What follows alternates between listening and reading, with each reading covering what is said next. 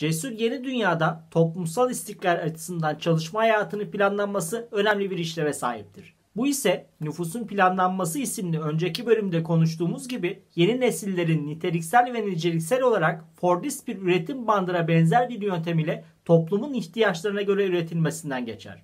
Teknolojinin geldiği düzey çalışma saatlerinin kısaltılmasını olarak sağlamaktadır aslında. Ancak dünya hükümeti insanlara fazla boş zaman vermenin insanları mutsuz ettiği ve toplumsal istikrara katkı sağlamadığını fark etmiştir. Buna karşılık çalışma saatlerinin fazla olması ise yaratılan ürün fazlası ve çalışanların bunu tüketecek zamanın olmayacak olması nedeniyle arz talep dengesini, başka bir deyişle toplumsal istikrarı bozacaktır. Yani çalışma boş zaman planlanması aslında toplumda bir yanıyla ekonomik arz ve talep dengesinin planlanmasıdır. Bugün Huxley'nin evreninde boş zaman planlanmasının önemi ve nasıl yapıldığı ile ilgili konuşmayı hedefliyorum.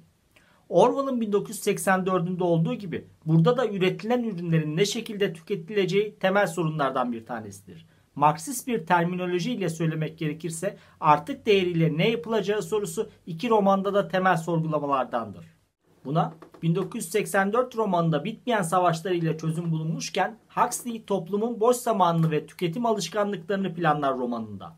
İki romanın da kaleme alındığı dönem olan 20. yüzyılın ilk yarısı iki yazarın da gelecekte üretim fazlasıyla ne olacak kaygısının kaynağını oluşturur.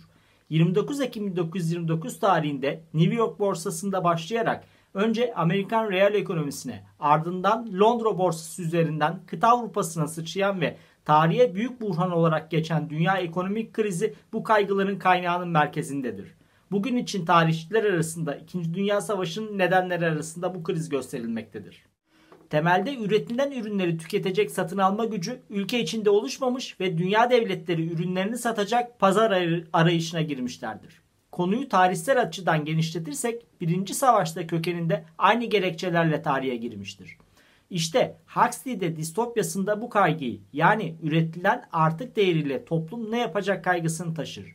Yeni dünyanın bu soruna cevabı tüketimi kitlesel ve sürekli hale getirmek olur. Ve şartlandırma işlemi bu hedefin temel aracı olarak gözükür.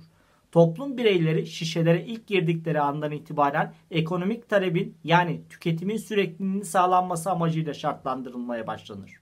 Örnek vermek gerekirse insanlar sökülen elbiselerini dikmek yerine yenisini almaya koşullandırılır. Veya boş zamanlarında bireysel aktivitelerde bulunmak tabiri caizse meczupluk olarak görülür.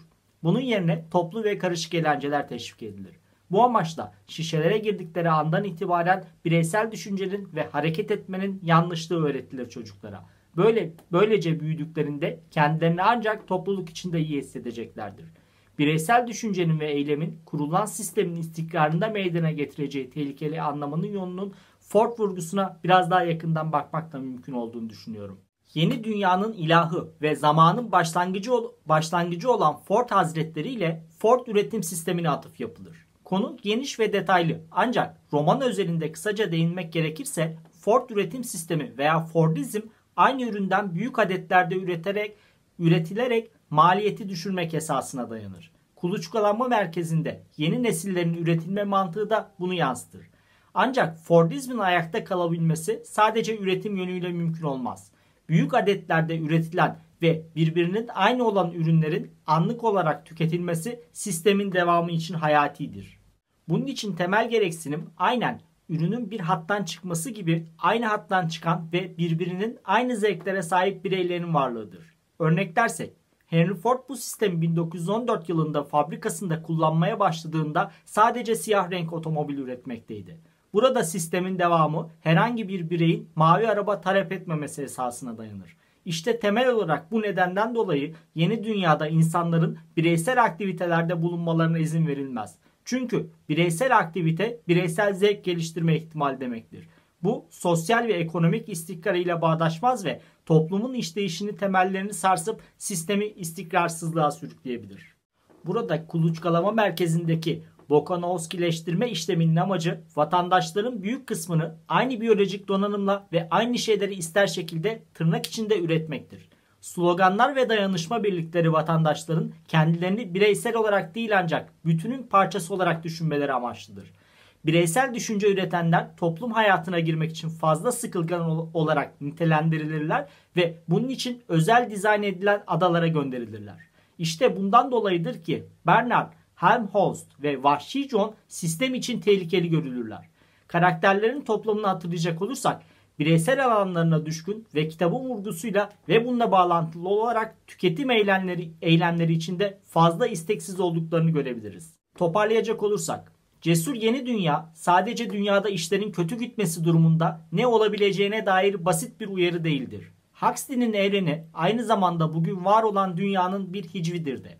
İlk bakışta dünya devletinin vatandaşları aşırı ve korkunç gözükse de olay örgüsü ilerledikçe bugünün dünyasının ekonomik verilerinin ve hedeflerinin aşırı hali olduğunu görebiliriz. Bireysel mutluluğun kişisel ihtiyaçların karşılanma düzeyi yani tüketim gücüyle olan bağlantısına yapılan vurgu ve başarılı bir toplumun ekonomik büyüme ve refah ile ilişkilendirilmesi gibi. İsteklerinizi lütfen yazın, sayfamı takip edin, güzel günlerde görüşelim.